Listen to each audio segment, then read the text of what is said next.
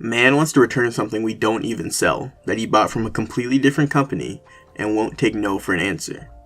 So I spent about a year working in a shop that sold equipment and supplies for disabled or elderly people. Walking sticks, wheelchairs, electric scooters, and other more personal sundries. I actually liked the job, and all things being equal, I'd still be working there today. But that's a story for another day. My shifts were 9 to 5 Monday through Friday, then 9 to 1, 3 Saturdays out of the 4, with the 4th Saturday off. Shop was closed on Sundays. We had an engineer who did repairs and maintenance based out of our shop, and an elderly manager who worked Monday, Wednesday, and Friday, and my Saturday off. We all got on well. Anyways, this incident happened on a Saturday, so I was alone in the shop. An older gentleman, I'd say mid to late 60s, came in carrying a plastic bag. He walks up to the counter where I'd been refilling the boxes of those rubber ends for walking sticks and crutches. They're called furls, just so you know. And I said hello and asked how I could help him. I bought this the other day, but it's no good. He placed the bag down on the counter. I'd like to return it. I didn't recognize him, but figured that the manager must have served him. So I automatically asked if he has the receipt. He produced a sheet of white A4 paper, which seemed a little odd. Most items we sold came with just a regular till receipt, while larger items had a 3-layer white, yellow, pink form. White copy went with the customer, yellow in our records, and pink to the taxman. Most of what we sold was VAT-free, so we needed to keep records of what we sold and to who. However, what he offered me wasn't the flimsy receipt I was expecting, but just a regular sheet of printer paper. I looked at it and saw that it was from another shop, maybe a mile away across the other side of the town center. Oh, you bought this from other shop? Yes, he nods. Your other shop? The one on road? No, we're company name. I point to my name badge, which clearly states who I work for. They're other shop. Yes, but you're the same, he insists. We sell similar products, but we're a completely different company. I opened the bag to see what was inside. I honestly can't remember exactly what it was, but while we sold similar items that did the same job, we'd never sold that particular item. It even had the price label on it, which clearly stated that it was indeed from the other shop. We don't even sell this. You'll have to take it back to other shop. Oh, I don't want to walk all the way down there, he exclaimed, and that much I could get behind, given it was raining pretty heavily that day. I want you to refund it now. I'm sorry, sir, but I can't give you a refund for something that you didn't buy from us, and that we don't even sell. But you're the same, he repeated, more insistently this time. No, we sell similar products, but they're a completely different company. I so wanted to pinch the bridge of my nose while I struggled to come up with a comparison that he might understand. It would be like buying something from supermarket A, then wanting to return it to supermarket B. They're both supermarkets, but they're not the same company. But you're the same, he repeated yet again. At this point, I'm starting to wonder if he had some sort of dementia, but aside from his inability to grasp the concept that two shops could sell similar items and yet not be the same company, he seemed fine. No sir, we are not. I do my level best not to sound condescending. We are shop name. They are other shop. We have no connection with them besides selling similar items. If you want to return this, you'll have to go to other shop. Are you going to give me my refund or not? He asked, clearly convinced that I'm trying to get out of refunding him his money. No, sir. I remain calm. I cannot refund you for something that you did not buy from us. He muttered something about trading standards and the police, then stormed off out of the shop, leaving his item and receipt behind. I put them back in the bag, put the bag under the counter, and called the owner. I explained what happened, which quickly had him laughing, and he told me to just leave it under the counter in case the man came back. And if he did, give him the number for the main office. The shop I worked at was one of the 4 the company operated. The man never came back, and we never got contacted by trading standards or the police. As far as I know, the bag, the item, and the receipt are still in the stockroom to this day.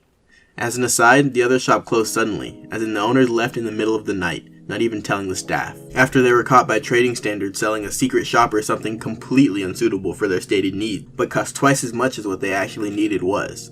I, on the other hand, always made sure I sold someone the best fit for their needs, even going so far as to refuse to sell ones, but again, a story for another day. Okay, that was a bit of a doozy. This guy came in insisting that those 2 stores were the same when they just weren't, and he wouldn't take no for an answer, and then he left his item there. Honestly, I feel like he just didn't think it was important enough to actually just go a mile down the road to actually return it there. Or maybe he tried to return it and they didn't allow him for some reason, so he tried to come here, and, you know, he wouldn't take no for an answer because he knew he couldn't return it if he went to the other store. I don't know, but that's just such a weird thing to do, to go to a completely different store to try to return something. That's so weird. I've never even heard of that. But yeah, it's good that, it didn't really get physical or violent, because, that does happen in some Tales from Retail. But yeah, that's just such a weird story that would happen. Return my phone, B word. Call owner. I worked in retail for about 6 years, and I have seen and heard so many things. Currently, I'm working at a big box store that has an electronics center. Normally, we aren't allowed to touch anyone's devices, but every now and then we will help customers load minutes on their phone or show them how certain things work on their phone. But that's basically the most we can do. Since we just sell the electronics, we aren't required to do anything beyond that. Today, I had a customer come to the counter with his brother. They were in their 40s or so. This customer asked me if I could look at his phone. He said he accidentally fell asleep on it and apparently pressed buttons, so now it's on emergency mode. I was super confused. I'm usually pretty tech savvy though, so out of curiosity I had to look at it. The conversation went like this. Please, I'm a truck driver and I have a long way to go. I can't afford to buy another one until I get paid. He hands me his phone and I notice it's an Android, some kind of little prepaid smartphone. I flip it over and when the screen comes on, it literally says in bold letters, "Bring back my phone, B word," and under it said call owner with the call button lit up green. So I called it and it went to voicemail. Phone number was from Mississippi. I'm sorry sir, there's not much I can do. It's locked down by the owner. Now I am the owner. I told you I fell asleep on it and it locked itself. If that's the case, can you put in your password? I swiped the screen to the left to pull up the password screen. It's literally the only way to unlock it. I didn't create a password. It shouldn't have a password. Well sir, it seems the owner locked his phone down, and since you don't have the password, you won't be able to unlock it. If you are the owner, you can go to your service provider and they can help you further. Technically, I'm just a sales rep. I'm not qualified to unlock phones, nor am I required to. He is the owner. I can call the number right now and the phone will ring. He decides to call the number, and nothing happened.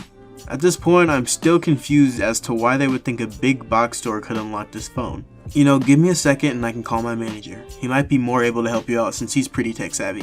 I radioed the manager to come to the photo counter since electronics is attached to the photo, and as soon as they heard that, they ran to the entrance and left the store. I told management what happened and we were just astonished that they brought in a stolen phone and tried to get me to unlock it. What they didn't know is I didn't hang up. I left it on voicemail so the owner could hear me and the customer's conversation, and I hope the details I gave helps him out. Most likely they're going to trash the phone, but you never know. That's such a weird story. For one, why would they come to a store like this to try to get this phone unlocked? And for two, why would they go to any store to try to get a stolen phone unlocked? Like, literally, what's the point? Like, they aren't going to be able to do anything. Maybe the thieves in question did not realize that, but I feel like that's so common sense that, like, come on. You have to realize, like, there's really nothing you can do. You can't just go around the password. But I am glad that OP here did, keep the phone on voicemail. Hopefully they do get some of the details so that they can get their phone back. But from what you say, you said the number was in Mississippi, so I'm assuming that you guys aren't in Mississippi, you're in a whole different state. So it might be kind of difficult for them to get their phone back, but at least the thieves didn't get inside the phone, didn't get anything good from actually stealing the phone, which is really, really good. But anyway, yeah, that's it. 2 stories today. Like the video if you liked, subscribe and comment if you liked me as a person, reading this stuff. And yeah, that's pretty much it. I'll see you guys tomorrow, or I'll talk to you guys tomorrow. Wink, wink.